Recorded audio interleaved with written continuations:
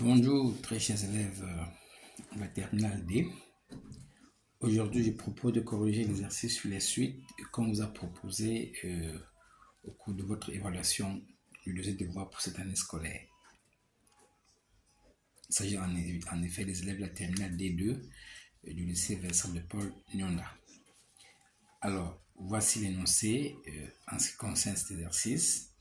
Soit UN, une suite définie pour tout entier naturel par U0 égale A1, UN plus 1 égale 1 tiers de UN plus N moins 1.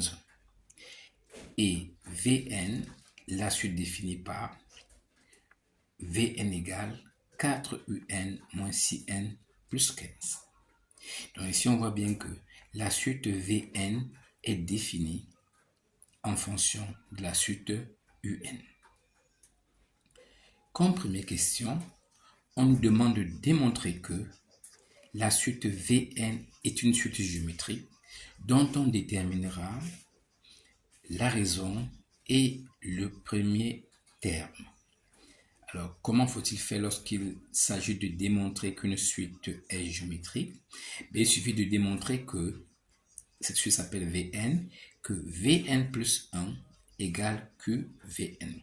C'est-à-dire que quand nous avons un terme, pour passer au terme suivant, on va multiplier par un réel qui s'appelle la raison. Donc, si nous arrivons à démontrer que Vn plus 1 égale à QVn, eh bien, nous pouvons conclure que Vn est bel et bien une suite géométrique. On va donc pour cela commencer le calcul de Vn plus 1. Rien de plus facile. Vn plus 1, ça signifie que dans l'expression de Vn qu'on voit ici, nous remplaçons ce n indiciel par n plus 1. Donc, ce n indiciel et ce n, eh bien, ces deux n vont être remplacés par n plus 1. Et donc, si nous le faisons, on obtient bien 4 un plus 1, dont le n est devenu n plus 1, et le 6n est devenu 6n plus 1 et plus 15. Il ne nous reste plus qu'à remplacer un plus 1 par l'expression de un plus 1 qu'on nous a proposé dans l'énoncé, qui était donné par 1 tiers de un plus n moins 1. Donc nous remplaçons tout simplement le un plus 1 par cette expression, et nous arrivons à ce niveau, et on va développer le n plus 1 par 6, et on obtient ce résultat, et le 15 qui n'a pas changé, on le reporte simplement. Et là, on va d'abord développer tout par 4.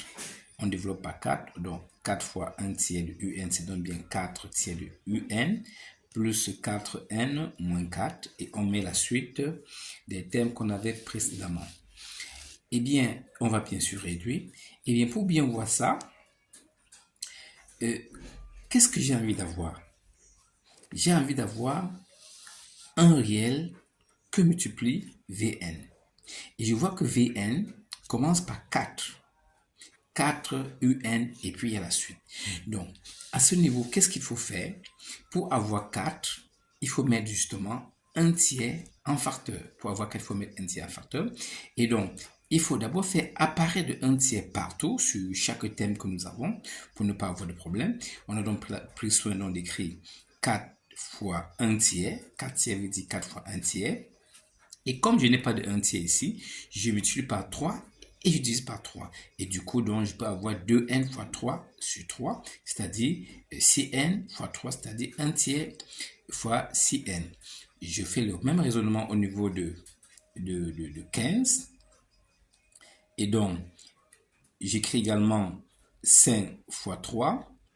Et ici, on rappelle qu'on a réduit, moins 4 plus 15 qui a donné 5. On en fait 5 fois 3 divisé par 3 pour ne rien changer. Et là encore, pour qu'on bien comprenne bien, on va faire apparaître le 1 tiers au niveau de chaque terme. On fait apparaître le 1 tiers au niveau de chaque terme. Et une fois qu'on fait ça, on voit bien que 1 tiers est un facteur commun pour nos 3 termes. 1 tiers est un facteur commun pour nos 3 termes. On peut donc mettre en évidence 1 tiers. Et en le faisant, qu'est-ce qui va rester? Il va rester 4n au niveau du deuxième terme. Il va rester moins 6n au deuxième terme. Il va rester 15 pour le troisième terme. Mais regardez bien qu'est-ce qui reste là. Et dans la parenthèse, on a bien l'expression de Vn qu'on nous a proposée dès le début. Et donc, on a bien montré que Vn plus 1 égale à 1 tiers de Vn. Cela signifie donc que Vn est bel et bien une suite géométrique de raison Q égale à 1 tiers, dont le Q c'est le nombre qui est devant le Vn, et de premier terme qu'on va calculer, V0 qui se calcule avec la définition qu'on a eue de Vn, qui est donc 4U0 moins 6 fois 0 plus 15, qui nous donne bien 19. Donc ici, V0 égale à 19. Donc on a pu démontrer que Vn est bel et bien une suite géométrique dont on a donné les caractéristiques. Ensuite, les questions sont assez classiques. On va demander d'exprimer Vn en fonction de n, ce qui est tout à fait simple. Pourquoi? Parce que nous savons déjà que Vn est une suite géométrique. Bien, qu'est-ce qu'on sait? Si nous avons une suite géométrique, nous pouvons donner rapidement l'expression de Vn en fonction de n. Et cette expression est donnée par la formule Vn égale à V0 puissance n, parce que notre suite commence avec V0. On rappelle que si la suite commençait avec V1, l'expression devait être un petit peu modifiée. Si ça avait été V1, on devait écrire V1 Q à la puissance n-1. Et donc, on trouve ça sans aucune difficulté en remplaçant V0 par sa valeur. On trouve que Vn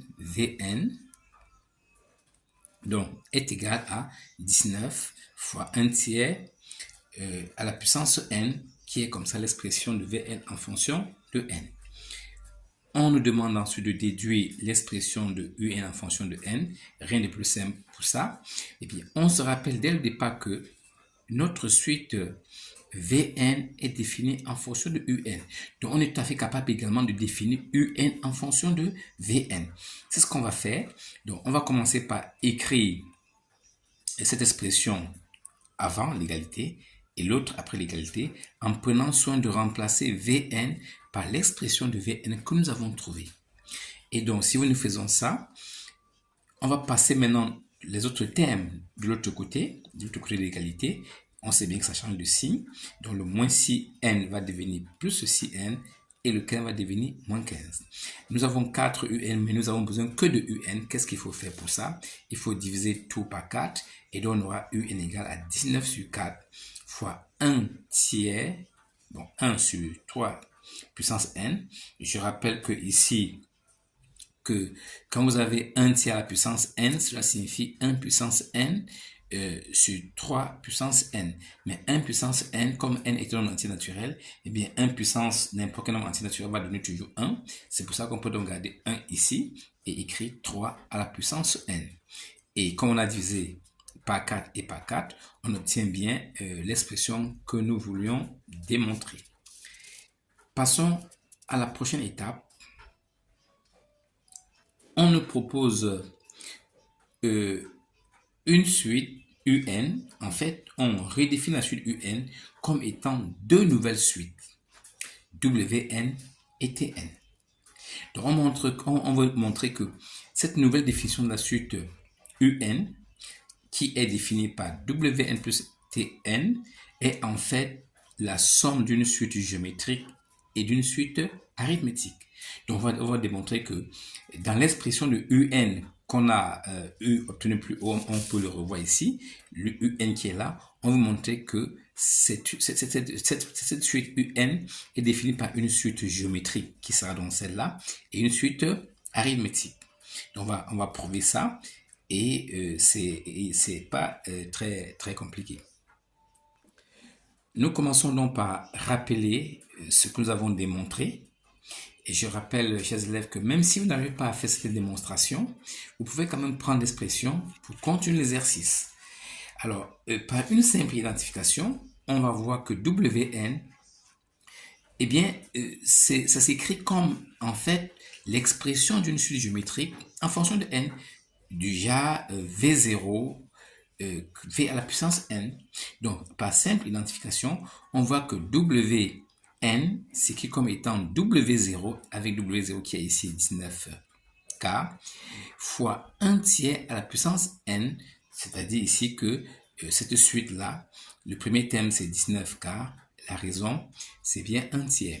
C'est le même raisonnement pour la suite Tn et on va le voir que c'est une suite, cette fois-ci arithmétique, de premier terme. On peut simplifier, vous voyez l'écriture, si n sur 4 peut se simplifier par 2 pour obtenir 3 demi de n moins 15 quarts. Donc ici, on voit bien que Tn est une suite arithmétique de raison 3 demi et le premier terme T0 égale à moins 15 quarts. Et à ce moment, on va simplement appliquer les formules que nous connaissons en ce qui concerne la somme d'une suite arithmétique et la somme d'une suite géométrique. Et bien, nous savons que la somme d'une suite géométrique, la somme des termes consécutifs d'une suite géométrique est donnée par la formule Wn, ici c'est Wn, Wn égale W0 dans le premier terme, facteur de 1 moins Q, Q ici étant le 1 tiers, puissance n plus 1 qui représente le nombre de termes de la suite, que divise 1 moins Q.